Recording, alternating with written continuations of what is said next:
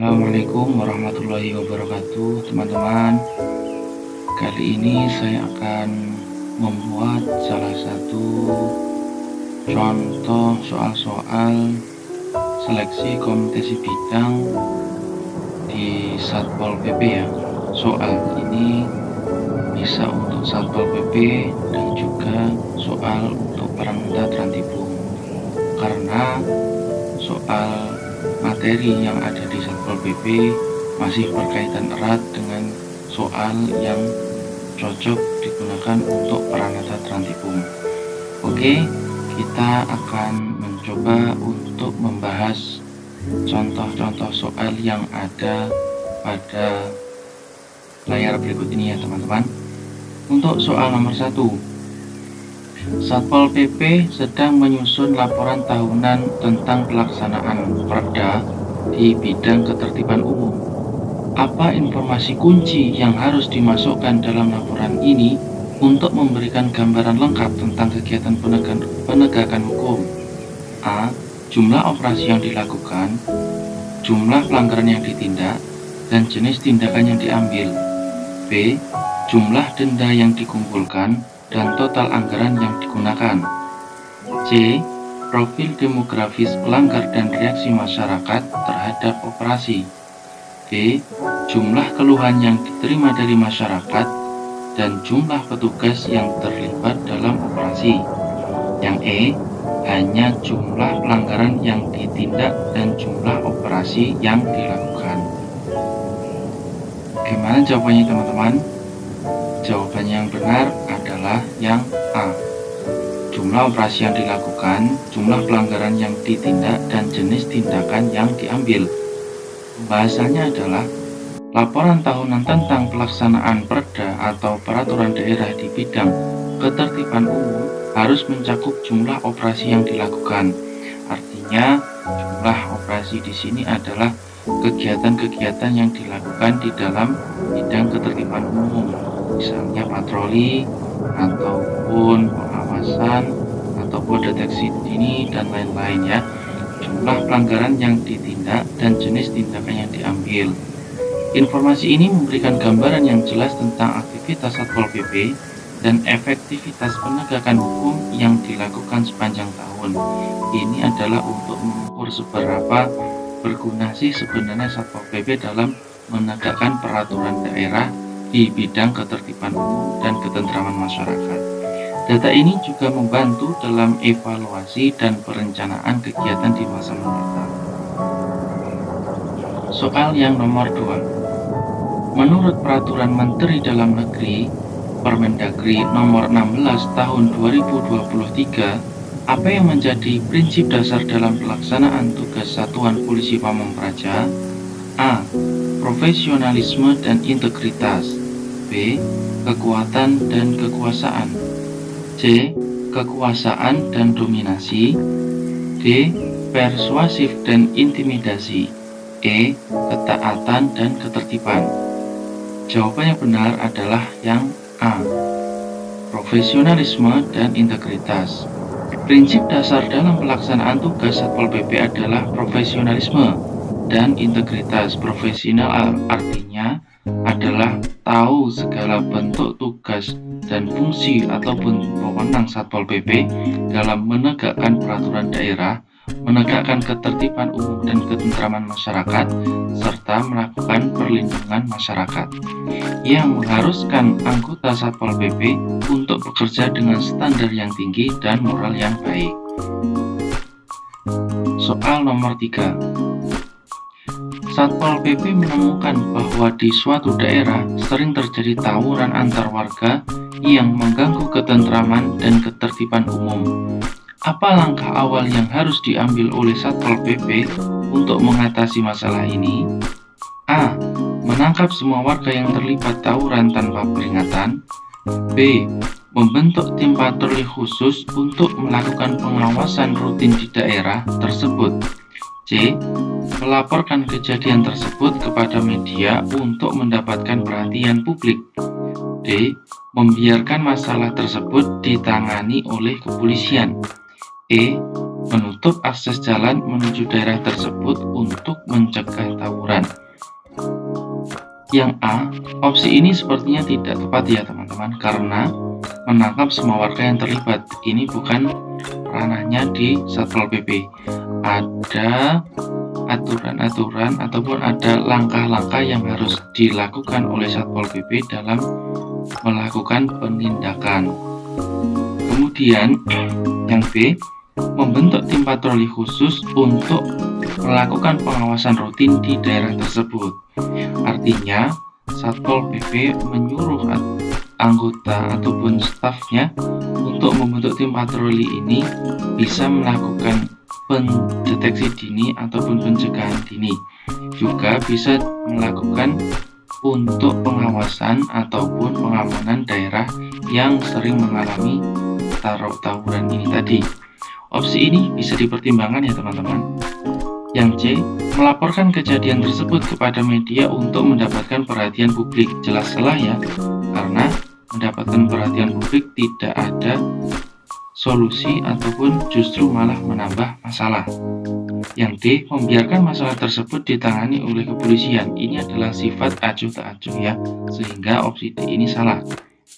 Yang E, menutup akses jalan menuju daerah tersebut untuk mencegah tawuran. Ini jelas salah, karena langsung menutup akses jalan. Berarti jawabannya adalah yang B ya teman-teman. Pembahasannya, langkah awal yang tepat adalah membentuk tim patroli khusus untuk melakukan pengawasan rutin di daerah tersebut. Patroli rutin dapat mencegah terjadinya gangguan ketentraman dan ketertiban umum dengan memberikan kehadiran petugas yang dapat segera merespon jika terjadi masalah. Tindakan ini juga membantu mengidentifikasi penyebab tawuran dan mencari solusi yang lebih efektif. Baik, kita menuju soal yang nomor 4. Apa tujuan utama dari diterbitkannya aturan Standar Operasional Prosedur atau SOP Satuan Polisi Pamong Praja menurut Permendagri nomor 16 tahun 2023? A. Meningkatkan jumlah operasi penertiban. B. Meningkatkan pendapatan daerah. C. Menyediakan panduan bagi Satpol PP dalam melaksanakan tugasnya. D. Menambah jumlah personil Satpol PP. E. Mengurangi keluhan masyarakat. Jelas ya teman-teman, aturan SOP ini tujuannya adalah untuk menyediakan panduan bagi Satpol PP dalam melaksanakan tugasnya. Tujuannya adalah menyediakan panduan yang jelas dan terstruktur bagi Satpol PP dalam melaksanakan tugas-tugas mereka secara efektif dan efisien. Juga agar tidak keluar dari jalur SOP yang sudah ditetapkan. Artinya Satpol PP dalam melaksanakan tugasnya selalu dalam koridor-koridor aturan-aturan yang sudah ditetapkan di dalam Permendagri tersebut. Soal yang nomor 5. Dalam rangka memberikan perlindungan kepada masyarakat, Satpol PP harus mengorganisir dan melatih satuan perlindungan masyarakat. Apa fokus utama dalam pelatihan Satlinmas? A. Keterampilan menembak dan penggunaan senjata api. B. Kemampuan berkomunikasi dan memberikan edukasi kepada masyarakat tentang ketertiban umum. Yang C. Strategi pemasaran dan promosi kegiatan Satlinmas. D. Pelatihan administrasi dan pengelolaan keuangan Satlinmas. E. Pelatihan tentang teknologi informasi dan penggunaan media sosial. Jawabannya adalah yang B. Kemampuan berkomunikasi dan memberikan edukasi kepada masyarakat tentang ketertiban umum. Perlu diketahui ya teman-teman, Satlinmas ini adalah yang dulunya dikenal dengan sebutan sebutan Hansip ya teman-teman. Hansip. Nah, pada tahun 2002 Hansip berubah namanya menjadi yang kita kenal sekarang sebagai Satlinmas atau Satuan Perlindungan Masyarakat. Sedangkan fokus utama dalam pelatihan Satlinmas adalah kemampuan berkomunikasi dan memberikan edukasi kepada masyarakat tentang ketertiban umum. Satlinmas berperan penting dalam membantu menjaga ketentraman dan ketertiban di lingkungan masyarakat, sehingga keterampilan komunikasi dan edukasi sangat diperlukan untuk menyampaikan informasi dan mengajak masyarakat berpartisipasi aktif dalam menjaga ketertiban. Oke, kita lanjut soal yang nomor 6. Berdasarkan Peraturan Menteri Dalam Negeri Nomor 16 Tahun 2023, apa yang dimaksud dengan Kode Etik Polisi Pamong Praja? A. Kumpulan peraturan tentang teknis penertiban. B. Panduan moral dan etika bagi Satpol PP. C. Prosedur pengelolaan keuangan Satpol PP. D. Aturan mengenai promosi dan mutasi anggota Satpol PP. E. Standar penilaian kinerja Satpol PP. Jawabannya adalah yang B ya teman-teman. Alasannya adalah Kode Etik Polisi Pamong Praja merupakan panduan moral dan etika yang harus diikuti oleh semua anggota Satpol PP untuk memastikan mereka bekerja dengan integritas dan profesionalisme. Yang nomor 7, di dalam Peraturan Menteri Dalam Negeri Nomor 16 Tahun 2023, apa yang termasuk dalam SOP Satpol PP saat melakukan penertiban terhadap pelanggaran Perda? A. Menggunakan kekuatan fisik maksimal. B. Mengabaikan proses hukum yang berlaku. C. Melakukan tindakan preventif dan edukatif terlebih dahulu. Yang D. Mengutamakan penangkapan tanpa peringatan. E. Menyerahkan semua proses penertiban kepada pihak kepolisian. Jawabannya adalah yang C ya teman-teman.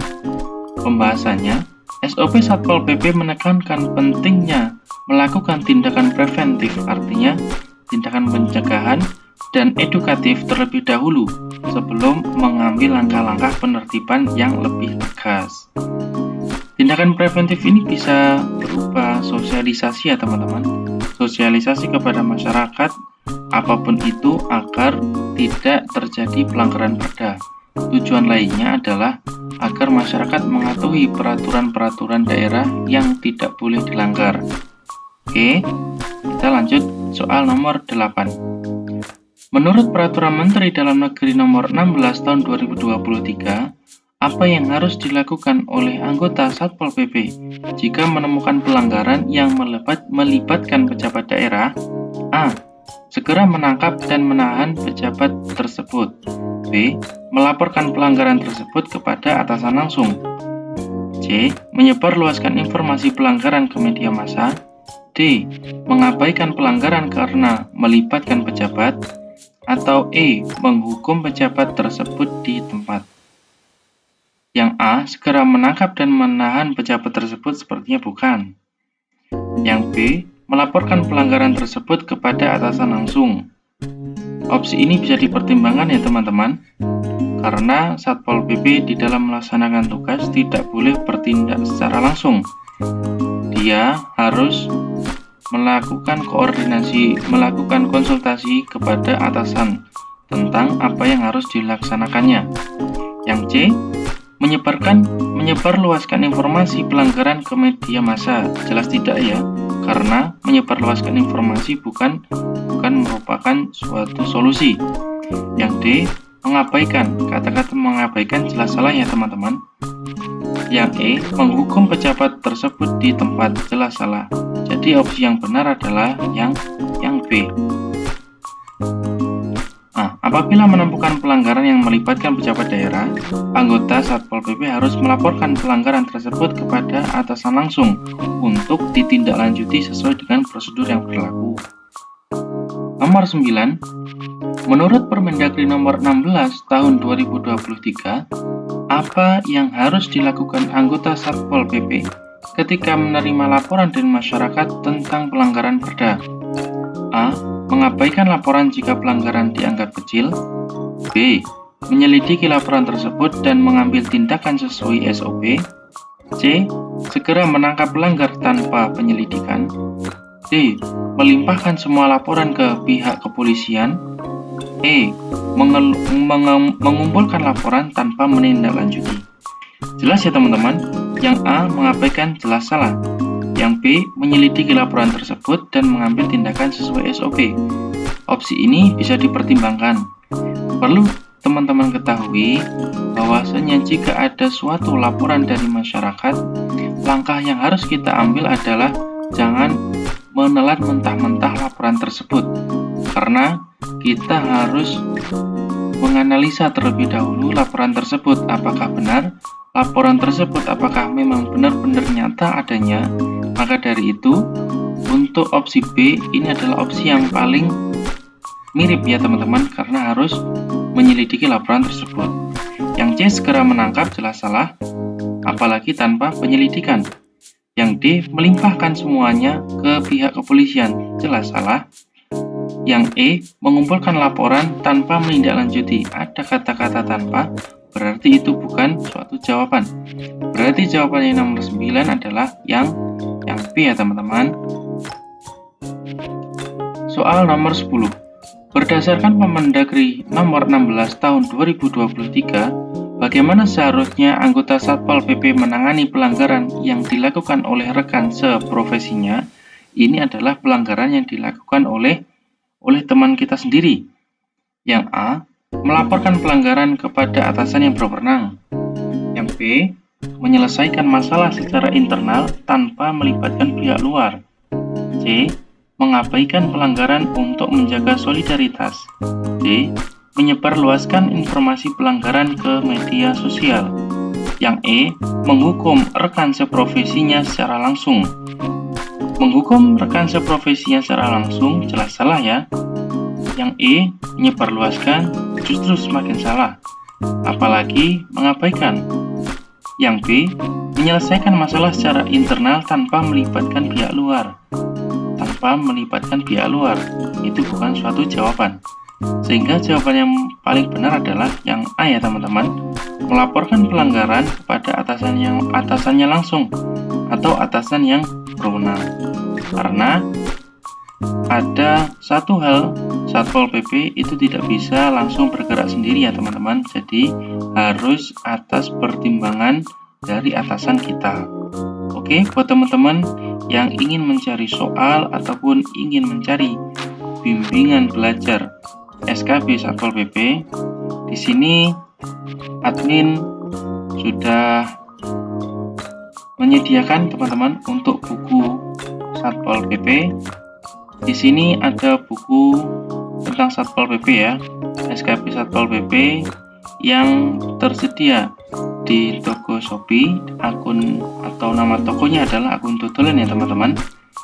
Ini ukuran bukunya adalah A4 dengan jumlah halaman 280. Terdiri dari soal-soal yang semuanya tentang Satpol PP, baik itu mencakup SOP, mencakup bidang penegakan perda, bidang perlindungan masyarakat ataupun bidang Trantibum, ketentraman masyarakat dan ketertiban umum.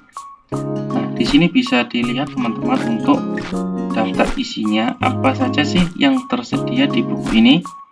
Nah, kita bisa melihat ini adalah pengalaman sendiri ketika admin lolos SKB CPNS tahun 2019 ya.